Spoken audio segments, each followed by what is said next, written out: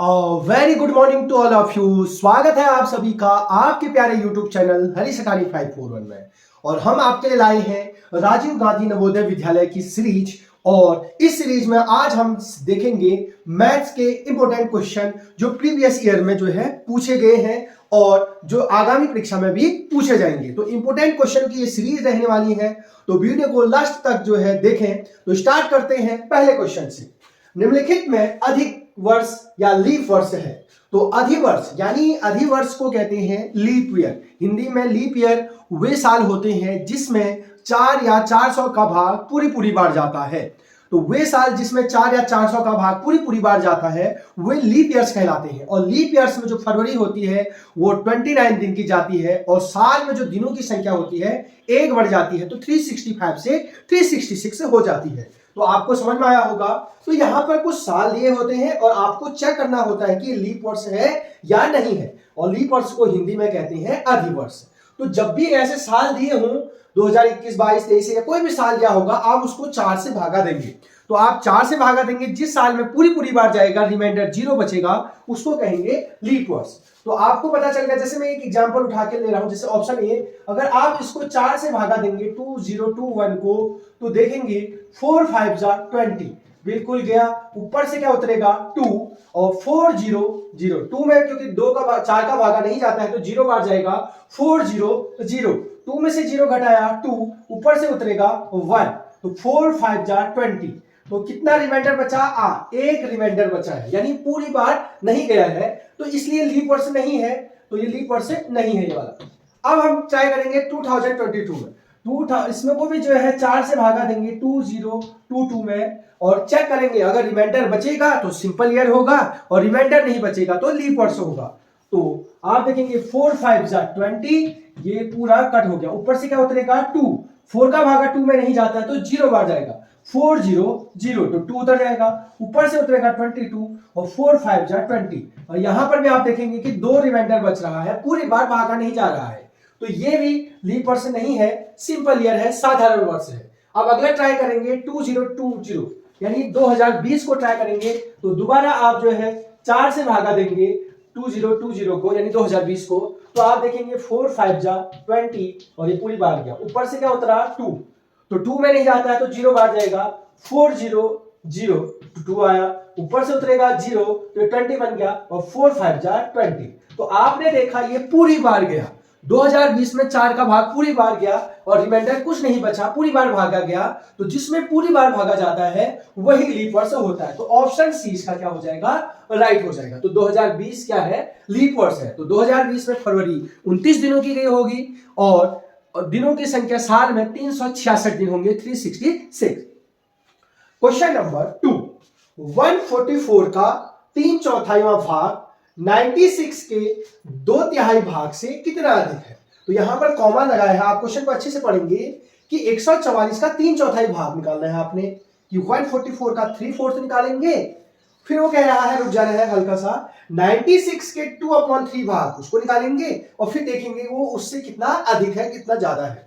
तो 144 का 3/4 भाग 96 के 2/3 भाग से कितना अधिक है? तो हम दोनों काम करते हैं, पहले ये काम कर लेते हैं फिर ये निकाल लेते हैं और फिर देखेंगे कि वो उससे कितना अधिक है।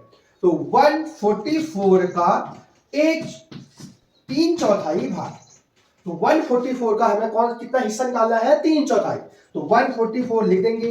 का मीन्स होता है गणित में इनटू, और 3/4 का मतलब था एक चीज के बराबर 4 टुकड़े, उसमें से 3 लिए, तो ये 3/4 लिख दिया। अब आपको पता है इस 4 से ये कट जाएगा, तो इसको काट देंगे। 4 3 जा 12, 2 बचा, 2 और 4 24, 4 6 जा 24। तो यहां पर आंसर आ गया 36 इंटू 3, और 36 इंटू 3 आंसर को अगर सॉल्व करेंगे तो 3 6 जा 18, 18 और 3 3 जा 9 और एक कैरी 10। तो हमको पता चल गया 144 का 3/4 कितना होता है? 108। फिर कह रहा है कॉमा लगाने के बाद 96 का भी 2/3 भाग निकालो। तो हमें निकाल देंगे हम 96 का 2/3 हिस्सा। 2/3 मतलब किसी चीज के बराबर 3 टुकड़े करना, उसमें से 2 टुकड़े लेना। तो 96 लिख देंगे। का मीन्स होता है इनटू और 2/3 मीन्स होता है 2/3। अब इस 3 से इसको कट कर देंगे। हमेशा नीचे वाले से ऊपर वाले को कट करते हैं, ऊपर ऊपर को नहीं कट करते हैं। तो ये कट करने का मतलब था भागा देना। तो 3 से इसको कट करेंगे, 3 का टेबल कहेंगे जब तक 9 ना आ जाए। 3 1 जा 3, 3 2 जा 6, 3 3 जा 9, तो 3 बार कटा। 3 से 6 को काटेंगे, 3 2 जा 6, तो यहाँ 32 इंटू 2 बचा। तो 32 इंटू 2, बाकी सब कट कर दिए, ये भी कट गया, ये भी कट गया। तो इसको सॉल्व करने के बाद 2 2 जा 4 और 2 3 जा 6। तो 144 का 3/4 108 आया, 96 का 2/3 आया 64। अब ये कह रहा है कि 108 64 से कितना ज्यादा है। तो आपको ये पता चल गया, यही क्वेश्चन कह रहा था कि 144 का 3/4 भाग 96 के 2/3 भाग से कितना ज्यादा है। तो कितना ज्यादा है आपको पता चल गया कि 108 है, ये 64 है। तो 108 में से 64 को अगर माइनस कर देंगे तो ये आ जाएगा 44। तो कितना अधिक है? 44। तो 108 64 से 44 अधिक है, तो 44 इसका आंसर आ जाएगा। Number 3, 1 whole 1/3 divided by 1 whole 1/2 divided by 1 whole 1/9 का मान बताना है। तो आपके पास ये मिश्र भिन्न है, अर्थात मिक्स फ्रैक्शन है। तो सबसे पहले मिक्स फ्रैक्शन को इम्प्रॉपर फ्रैक्शन में बदला जाता है। तो आपको बता रहा हूं 1 whole 1/3 ये जो है मिक्स फ्रैक्शन है, संयुक्त भिन्न है। तो सबसे पहले इसको बदला जाता है, यहां इंटू यहां प्लस। तो 3 1 जा 3 और 3 में 1 ऐड कर देंगे तो 4/3। तो ये जो है मिक्स फ्रैक्शन से इम्प्रॉपर बदल गया। अब अगला है 1 whole 1/2। तो सबसे पहले यहां इंटू यहां प्लस, तो 2 1 जा 2, 2 में 1 जोड़ दिया तो 3/2। इसी प्रकार 1 whole 1/9। तो ये मिक्स फ्रैक्शन को इम्प्रॉपर बदलने के लिए, यानी अनुचित भिन्न बदलने के लिए यहां इंटू यहां प्लस, तो 9 1 जा 9 और इसमें 1 ऐड कर देंगे तो 10/9। तो हमने पूरे क्वेश्चन को हमने मिक्स से इम्प्रॉपर बदल दिया। तो 1 whole 1/3 का मान आया 4/3, फिर डिवाइड का चिन्ह है। 1 whole 1/2 का मान आया 3/2 डिवाइडेड बाय 10/9। तो ये हमने पहला स्टेप कर दिया, इस मिक्स फ्रैक्शन को इम्प्रॉपर यानी मिश्र भिन्न को अनुचित भिन्न बदल दिया। अब आपको पता है सबसे पहले 4/3 है तो इसको ऐसे लिखेंगे, इस नंबर को ऐसे उतार देंगे, इसे डिवाइड की जगह आप कर देंगे इनटू, और ये पीछे वाला नंबर का रेसिप्रोकल कर देंगे, उल्टा कर देंगे। तो 3/2 है तो यह हो जाएगा 2/3। क्या किया? 4/3 ऐसी रहा, इसे डिवाइड की जगह इनटू लिखेंगे तो 3/2 उल्टा हो जाएगा 2/3। फिर यहां पर डिवाइड है तो डिवाइड की जगह लिख देंगे इनटू, और जैसे डिवाइड की जगह इनटू होता है तो पीछे वाला नंबर उलट जाता है, तो 10/9 हो जाएगा 9/10।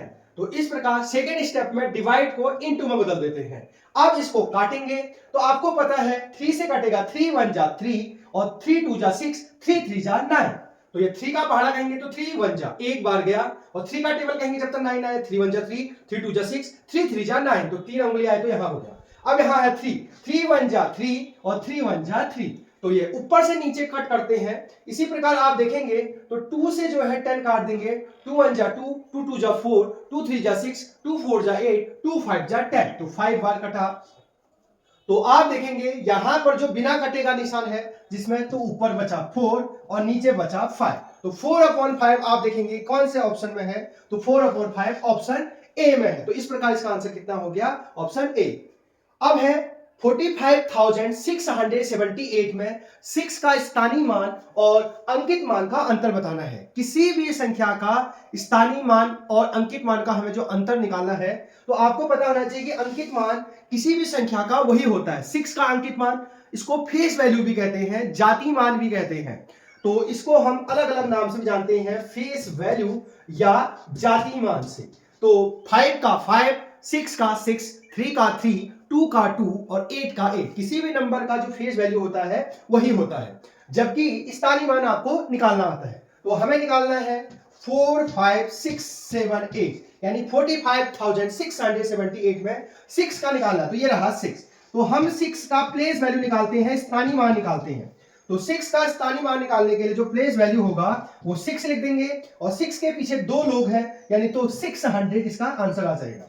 तो 6 का स्थानीय मान कितना आ गया? प्लेस वैल्यू जो आ गया 600 आ गया। तो 6 लिखेंगे, और 6 2 जीरो है तो 2 स्थान है तो 2 जीरो लगा देंगे 600। और आपको पता है जो फेस वैल्यू है 6 की, वो जो फेस वैल्यू है वो 6 की किसी भी नंबर की वही रहती है, 3 का 3, 2 का 2।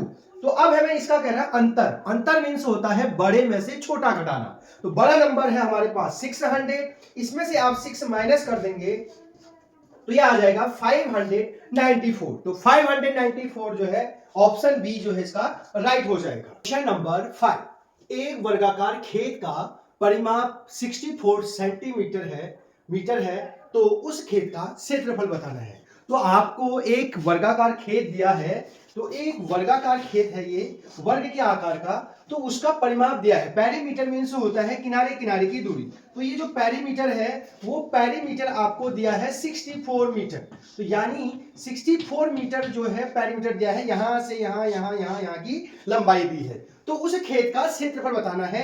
तो ये होता है पेरीमीटर और अंदर होता है एरिया। तो हमें इसके अंदर कितना उस खेत का क्षेत्रफल होगा ये आपको बताना है। तो हमें दिया है परिमाप और हमें क्षेत्रफल बताने के लिए कह रहा है। तो हम जानते हैं वर्ग का जो परिमाप होता है, वर्ग का परिमाप होता है भुजा गुणा 4, यानी 4 इंटू साइड।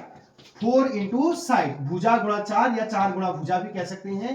तो 4 इंटू साइड, तो ये इसका परिमाप होता है। और प्रश्न में दिया है परिमाप कितना दिया है 64। तो परिमाप की जगह कितना रख देंगे 64, that equals to 4 into side. तो एक खेत है, यहां से यहां तक की लंबाई आपको दी है 64 मीटर। तो आपको पता होना चाहिए वर्ग का जो परिमाप होता है वो होता है भुजा गुणा 4 या 4 गुणा भुजा। तो परिमाप 64 दिया है तो परिमाप की जगह 64 रख देंगे, दैट इक्वल्स टू 4 की जगह 4 इंटू साइड। अब हमें पता है यहां पर भुजा निकालनी है, तो भुजा निकालनी है तो यहां पर इंटू 4 है, तो इधर आके हो जाता है डिवाइड 4। तो 64 डिवाइडेड बाय 4, तो यहां 4 गुणा में है तो इधर आके 4 भागा में हो जाता है। तो इसको काट देंगे तो 16। तो आपकी भुजा जो आ गई, भुजा वो आ गई 16 मीटर। तो आपको पता चल गया कि यहां से यहां तक 16, और वर्ग है तो ये भी 16, ये भी 16 और ये भी 16। अब हमें निकालना है क्षेत्रफल। तो हम जानते हैं वर्ग का क्षेत्रफल area of a circle, sorry area of a square, that equals to होता है side square, side into side, side square भी कहते हैं इसको, यानी भुजा गुणा भुजा, भुजा गुणा भुजा। तो जो एरिया किसी भी स्क्वायर का होता है वो होता है भुजा गुणा भुजा, साइड इंटू साइड। तो हमें पता चल गई भुजा, यानी इसी भुजा को कहते हैं साइड। तो साइड कितनी पता चल गई 16 इंटू 16। तो साइड की जगह 16 रख दिया, बीच में इंटू, दोबारा 16 है, तो 16 से 16 को इंटू करेंगे तो 256 मीटर स्क्वायर। तो इस खेत का जो एरिया आ गया वो आ गया 256 मीटर स्क्वायर। अगला क्वेश्चन है दो सहअभाज्य संख्याओं का मौसौ बताना है। तो आपको पता होना चाहिए दो सहअभाज्य संख्याओं का जो मौसौ होता है, एचसीएफ होता है, वो होता है 1। सहअभाज्य संख्याएं अर्थात को प्राइम नंबर, तो किसे कहते हैं आपके माइंड में क्वेश्चन आ रहा होगा सहअभाज्य संख्याएं, तो इसका आंसर हो जाएगा ऑप्शन ए। तो सहअभाज्य संख्याएं वे संख्याएं जिनका एचसीएफ 1 होता है, यानी वो लगातार कंजुगेटिव नंबर होंगे। अगर हम उनका एचसीएफ निकालेंगे तो कितना आएगा 1 आएगा। वो चाहे प्राइम हो या कंपोजिट हो, कुछ भी हो, भाज्य हो या अभाज्य हो, अगर वो दो लगातार नंबर जिनके जो है उनका एचसीएफ निकालेंगे तो अगर 1 आएगा तो उसको कहेंगे दो सहअभाज्य संख्या, को प्राइम नंबर। जैसे एग्जांपल से समझते हैं 2 और 3, ऐसी 3 और 4 भी हो सकता है ऐसी। तो आप देखेंगे 2 और 3 का अगर आप एलसीएम निकालेंगे, सॉरी एचसीएफ निकालेंगे, तो यहां पर आप देखेंगे तो कितना आ रहा है, तो 1 आ रहा है। इसी प्रकार 3 और 4 का आप एचसीएफ निकालेंगे, 3 1 जा 3, 1 गया, 1 से इसको लिखेंगे 3, 1 3 जा 3, तो आप देखेंगे इसका एचसीएफ कितना आ रहा है 1। तो आप डायरेक्ट भी याद कर सकते हो दो सहअभाज्य संख्याओं का महत्तम समापवर्तक हमेशा कितना होता है 1 होता है। और ये डेफिनेशन भी है को प्राइम नंबर की कि दो सहअभाज्य संख्याएं हैं तो उनका एचसीएफ कितना होता है 1 होता है। क्वेश्चन नंबर 7, श्रेणी 3, 4, 6, 9, 13 के बाद अगला पद क्या आएगा आपको बताना है। इस श्रेणी का अगला पद क्या आएगा। तो ऐसे क्वेश्चन को करते समय आप सबसे पहले गैप निकालेंगे। तो 3 और 4 में आपको पता है 3 में अगर 1 को जोड़ दूंगा, 3 में 1 को जोड़ दूंगा, क्या आ जाएगा 4। फिर आपको पता है 4 में 2 जोड़ दूंगा, ये 5 6, 2 जोड़ दूंगा तो क्या आ जाएगा 6। फिर आप देखेंगे 6 के बाद 7 8 9, 6 में अगर हम 3 जोड़ दूंगा तो क्या आ जाएगा 9। 9 के बाद 10, 11, 12, 13, 4 ऐड करने के बाद कितना आया 13। तो आपको लॉजिक पता चल गया, पहले 1 जोड़ने पर यह आया, फिर 2 जोड़ने पर यह आया, फिर 3 जोड़ने पर यह आ रहा है, 4 जोड़ने तो 1 + 1 + 2 + 3 + 4 + 5। अब 13 में 5 को ऐड कर देंगे तो कितना आ जाएगा 18 आ जाएगा। तो पहले 1 जोड़ना है, फिर 2 जोड़ना है, फिर 3 जोड़ना है, फिर 4 जोड़ना है, फिर 5 जोड़ना है, तो आंसर आ जाएगा 18। होप आपको समझ में आया होगा। अगला है समबाहु त्रिभुज के प्रत्येक कोण का मान कितना होता है। समबाहु त्रिभुज, समबाहु, सम मीन्स बराबर, बाहु मीन्स भुजा, यानी ऐसा त्रिभुज इक्विलेटरल ट्रायंगल कहते हैं जिसकी सब साइड इक्वल होते हैं, ऐसा त्रिभुज जिसकी सब भुजाएं बराबर होती हैं, ये वाली, ये वाली, ये वाली। जैसे अगर ये 6 है तो ये भी 6, ये भी 6, ये 10 है तो ये भी 10, ये भी 10। तो ऐसी त्रिभुज, ऐसा त्रिभुज जिसकी सभी भुजाएं बराबर होती हैं उसको कहते हैं समबाहु त्रिभुज। और समबाहु त्रिभुज में प्रत्येक कोण 60 डिग्री का होता है, 60, 60, 60। तो इसका आंसर हो जाएगा ऑप्शन बी। आप इसको याद भी कर सकते हो, समबाहु त्रिभुज का प्रत्येक कोण 180 डिग्री का होता है, क्योंकि सब कोण बराबर होते हैं और सब भुजाएं क्या होती हैं बराबर। तो टोटल त्रिभुज के तीनों एंगल जो है 180 आना चाहिए, तो 180 को 3 से भागा देंगे तो 60, 60, 60। तो याद रखेंगे समबाहु त्रिभुज का प्रत्येक कोण, हर कोण कितने का होता है 60 डिग्री का। अगला है वृत्त का व्यास होता है। तो ये आपको पता है सर्कल है, इस सर्कल में ये वृत्त का सेंटर है, सर्कल का केंद्र है, और हमें कह रहा है व्यास। तो व्यास जो होता है, अगर मैं सेंटर से यहां परिधि तक, इसको कहते हैं परिधि, सरकमफ्रेंस, इसको जो किनारे किनारे की दूरी होती है इसको कहते हैं परिधि, वृत्त की परिधि, और इसको कहते हैं वृत्त का केंद्र। तो केंद्र से परिधि तक जाते हैं तो इसको कहते हैं त्रिज्या। केंद्र से परिधि तक की दूरी को त्रिज्या, ये भी केंद्र, ये परिधि तक की दूरी त्रिज्या, केंद्र से परिधि तक की दूरी त्रिज्या, केंद्र से परिधि तक की दूरी त्रिज्या। तो हमें लेकिन व्यास है, तो जो व्यास होता है वो त्रिज्या का दुगना होता है, यानी परिधि से परिधि को तो जाए लेकिन केंद्र से होकर गुजरेगी। जैसे ये त्रिज्या थी, आपको पता चल गया ये त्रिज्या थी, ये भी त्रिज्या है, तो टोटल जो होगा वो क्या कहलाएगा व्यास। दोबारा देखिए, ये केंद्र था, यहां से यहां तक गया तो त्रिज्या है, एक त्रिज्या आ गया, यहां से यहां जाएगा तो ये भी क्या आएगा त्रिज्या। तो कितने त्रिज्या आए 2 त्रिज्या, तो ये टोटल बन गया व्यास। व्यास तो डायमीटर इसको कहते हैं। तो व्यास जो होता है 2 गुणा त्रिज्या, 2 गुणा त्रिज्या। तो इसको ऐसा भी कह सकते हैं व्यास बराबर त्रिज्या का दुगना। तो व्यास जो होता है वो 2 गुणा त्रिज्या, यानी त्रिज्या का दुगना जो होता है वो क्या कहलाता है व्यास। अगर त्रिज्या 5 है तो व्यास 5 दूनी 10 होगा। अगर त्रिज्या 2 है तो 2 दूनी 4 जो है क्या हो जाएगा आपका व्यास हो जाए। तो त्रिज्या का दुगना क्या कहलाता है व्यास कहलाता है।